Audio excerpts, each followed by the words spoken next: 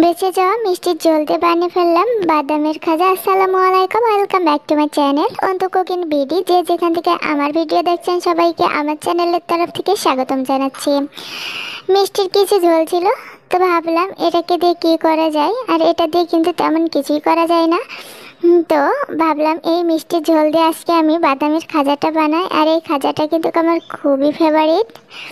তো দেখতে পারছো এখানে কতখানি, 2 প্যাকেটে বেশ খানিক করে মিষ্টির ঝোল ছিল। তো দেখছি প্যাকেটের ভিতরে একটি মিষ্টি অবশিষ্ট ছিল, তো ভাবলাম মিষ্টিটাও আমি খেয়ে ফেলি। তো যেই কথা সেই কাজ, সাথে সাথে মিষ্টিটা আমি খেয়ে নিলাম। আর এই যে বাদাম নিয়েছি, এখানে 1/3 কাপ বাদাম নিয়েছি, আর এটাকে এখন আমি ভেজে নেব, যেহেতু বাদামটা কাঁচা। তো এমন ফেটে ফেটে আসলে বুঝতে হবে ভাজা হয়ে গিয়েছে। তো আমি এখন বাদামটাকে তুলে ছাড়িয়ে নিচ্ছি, যাতে খুব দ্রুত এটা ঠান্ডা হয়ে যায়। আর এই প্লেটে আমি আজকের পাটালিটা সেট করব, এই কারণে ঘি ব্রাশ করে নিচ্ছি। আর আবারও আমি এই কড়াইতে দিয়ে দিচ্ছি মিষ্টির রসগুলা।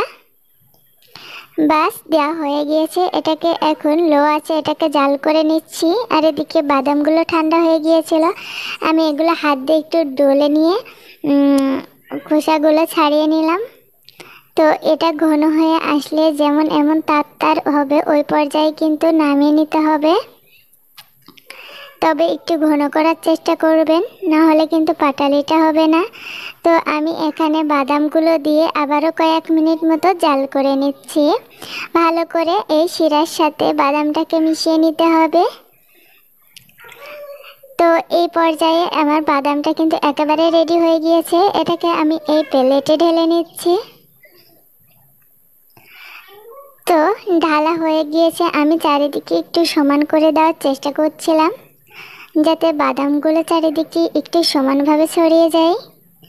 তো আমার এইটা সেট হয়েছিল না, কারণ এটা প্লেটটা ছোট ছিল, অনেক পুরোট হয়েছিল।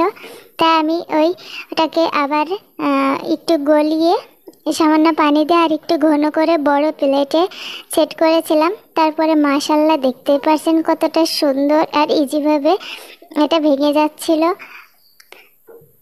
তো দেখুন, এটা দেখে কিন্তু কেউ বলতে পারবে না এটা বাসায় তৈরি। তো আজকের ভিডিওটা আপনাদের কাছে কেমন লেগেছে অবশ্যই কমেন্টে জানাতে একদম ভুলবেন না। লাইক, কমেন্ট, শেয়ার এবং সাবস্ক্রাইব করে পাশেই থাকবেন। ধন্যবাদ সবাইকে এতক্ষণ আমার সাথে থাকার জন্য। খোদা হাফেজ।